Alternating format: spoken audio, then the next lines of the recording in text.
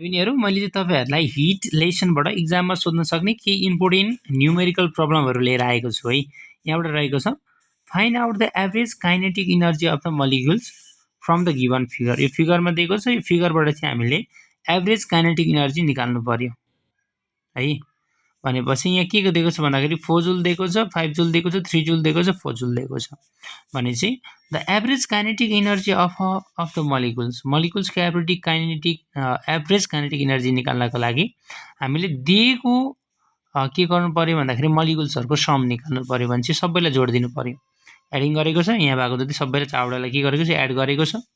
अब एभरेज निकाल्नको लागि कतिवटा छ त त्यही नम्बरले डिभाइड गरिदिनु भनेको 1 2 3 4 तीनटैको चारवटैको सम गर्ने र भएको नम्बरले डिभाइड गर्ने। भने चारवटा दिएको छ, 4 ले डिभाइड गर्ने। अल टुगेदर 16 भयो, 16 जुल भयो, डिभाइड 4 भनेको 4 जुल भयो। भनेपछि the average kinetic energy of a molecules के रहेछ 4 जुल रहेछ। यहाँसम्म क्लियर हुनुहुन्छ होला। Now let's move forward next numerical toward the next numerical. ल यो न्युमेरिकल चाहिँ एक्जाममा सोध्ने चान्स एकदम हाई छ है। हेर्नुहोस् अब if their liquid if 3 liquid A, B and C having the equal mass, तीनवटा लिक्विड छन् नि ABC र तिनीहरूको मास के छ अरे भन्दा इक्वल छ। Equal mass are taken in the 3 same size of the beaker, र बिकरको साइज के छ सेम छ, मास इक्वल छन्, बिकरको साइज सेम छ। And expose in the sunlight, कहाँ राख्यो भन्दाखेरि सनलाइटमा राख्यो। The increasing temperature of the each after 10 minute is given. अब 10 मिनटमा प्रतिको टेम्परेचर कतिले बढिरहेको छ भन्दाखेरि बिकर ए को लिक्विडको टेम्परेचर 10 डिग्री सेल्सियसले बढिरहेको छ एभ्री 10 मिनटमा। बिकर बी को 8 डिग्री सेल्सियसले बढिरहेको छ एभ्री 10 मिनटमा। अनि सी लिक्विडको टेम्परेचर 6 डिग्री सेल्सियसले बढिरहेको छ एभ्री 10 मिनटमा। भनेपछि which liquid has the highest heat capacity y। अब म तपाईँलाई एउटा ट्रिक सिकाउँछु। जसको हिट इन्क्रिजिङ क्यापेसिटी ठुलो छ नि त्यसको स्पेसिफिक हिट क्यापेसिटी लो हुन्छ, र जसको चाहिँ भ्यालु सानो छ नि इन्क्रिजिङ हिट क्यापेसिटी ठुलो छ नि त्यसको चाहिँ के हुन्छ भन्दाखेरि स्पेसिफिक हिट क्यापेसिटी चाहिँ सानो हुन्छ, जसको सानो छ त्यसको चाहिँ ठुलो हुन्छ। भनेपछि यहाँ इन्क्रिजिङ हिट क्यापेसिटी कसको सानो छ भन्दाखेरि सी को सानो छ। सी को चेन्ज इन टेम्परेचर सानो छ भन्नुको मतलब स्पेसिफिक हाई क्यापेसिटी चाहिँ हायर छ के। भनेपछि liquid C has the more highest specific heat capacity because the range in temperature is minimum that in 6 degrees Celsius when 3 liquids of the same masses are exposed to the sunlight for a 10 minutes. अब question number be में जाऊँ। If all pure liquid are heated to the same temperature and put in the same beaker separately, which one cool down faster? अब तीनटै लिक्विडलाई के गर्यो भन्दाखेरि एउटै बिकरमा राखियो हो, अनि के गर्यो भन्दाखेरि सेम टेम्परेचर के गर्यो उनीहरूलाई सेम टेम्परेचर पनि सेम एप्लाई गरियो, सेम बिकरमा सेपरेटली राख्यो। भनेको यो एकचोटि एउटा भाँडो लियो, यो त्यो भाँडोको पानी त्यहाँ खनाइयो, फेरि तताइयो, अनि फेरि त्यही भाँडो त्यो पानी अर्को ठाउँमा राख्थ्यो, फेरि अर्को भाँडाको पानी पनि त्यही एउटै भाँडामा पालै गरी तताइयो भनेको के। If all the 3 liquids are heated to the same temperature and put in the same beakers separately, liquid A is cooled down faster because its specific heat capacity is lowest of the all. जसको temperature increasing rate higher छ नि उसको specific heat capacity सानो हुन्छ, जसको temperature increasing rate ठुलो छ नि उसको स्पेसिफिक हिट क्यापेसिटी के हुन्छ हायर हुन्छ, हाइएस्ट हुन्छ। ल अब अर्कोमा जाउँ। A man need 15 kg of water at 38 degree Celsius to take a bath. एउटा मान्छेलाई नुहाउनको लागि 15 kg पानी चाहिँदो रहेछ। कति टेम्परेचरको 38 डिग्री सेल्सियस टेम्परेचर भएको पानी चाहिँदो रहेछ to take a bath. But this water is only at 20 degree Celsius. तर वाटर चाहिँ के छ अरे भन्दाखेरि उसँग भएको वाटर चाहिँ his water is at 20 degree Celsius, उसलाई चाहिने 38, उसँग छ 20 डिग्री सेल्सियसको water. Calculate the minimum amount of heat energy that required to the heat the water to required temperature. भनेको यो 20 डिग्री सेल्सियसलाई चाहिँ 38 डिग्री सेल्सियस बनाउनलाई चाहिँ कति एमाउन्ट अफ हिट रिक्वायर हुन्छ त, चाहिन्छ त, त्यो हामीले क्याल्कुलेट गर्नु पर्यो। फर्स्टमा हेरौँ, मास अफ द वाटर। वाटरको मास कति छ? 15 केजी छ। चेन्ज इन टेम्परेचर, कति टेम्परेचरले चेन्ज भएको छ वाटर भनेको 20 पुर्याउने छ 38, भनेपछि 38 मा 20 सब्ट्र्याक्ट गरिदिने। 18 डिग्री सेल्सियसले चाहिँ के हुनुपर्छ? चेन्जिङ हुनुपर्छ। अर्को छ amount of hit. Amount of hit भनेको क्यू छ, यो त हामीले फाइन्ड आउट गर्नु छ कति चाहिएको छ भनेको छ।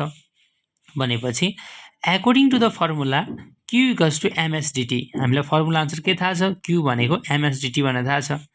अब मास भने कति छ? 15 केजी छ हो।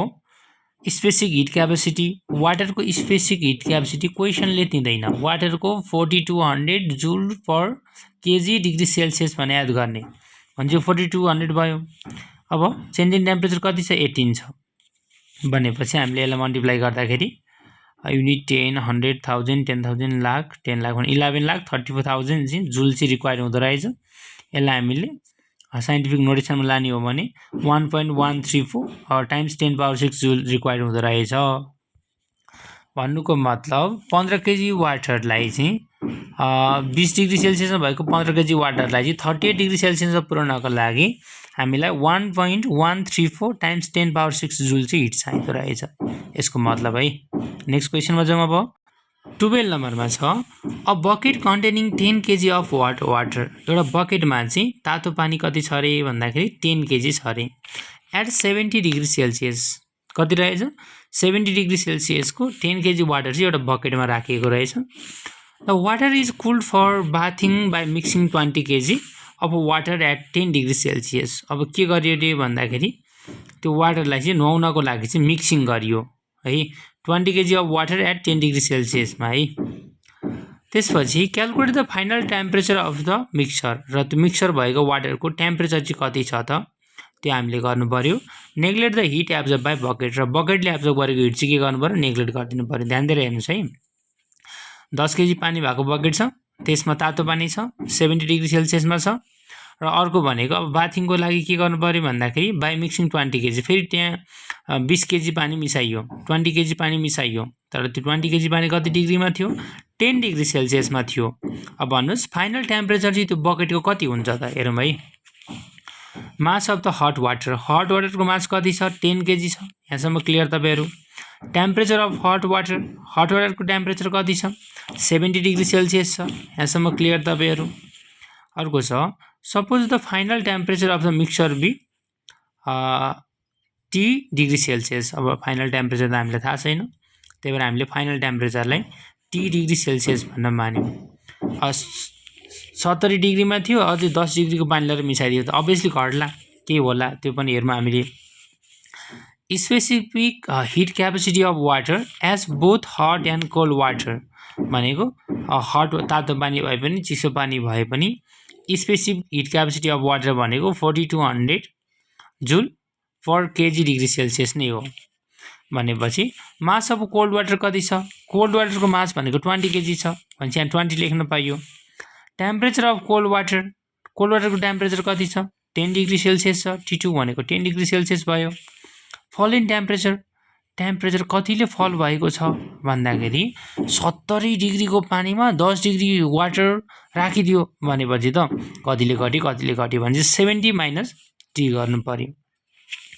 अब रेजिन टेम्परेचर, अब यो 10 डिग्रीको टेम्परेचर बढ्नु पर्यो, 70 को घट्नु पर्यो नि त एक ठाउँमा मिक्स गरिसकेपछि भन्दाखेरि रेजिन टेम्परेचर भनेको टी माइनस 10 कतिले रेज भयो त्यो पनि हामीले हेर्नु पर्यो है।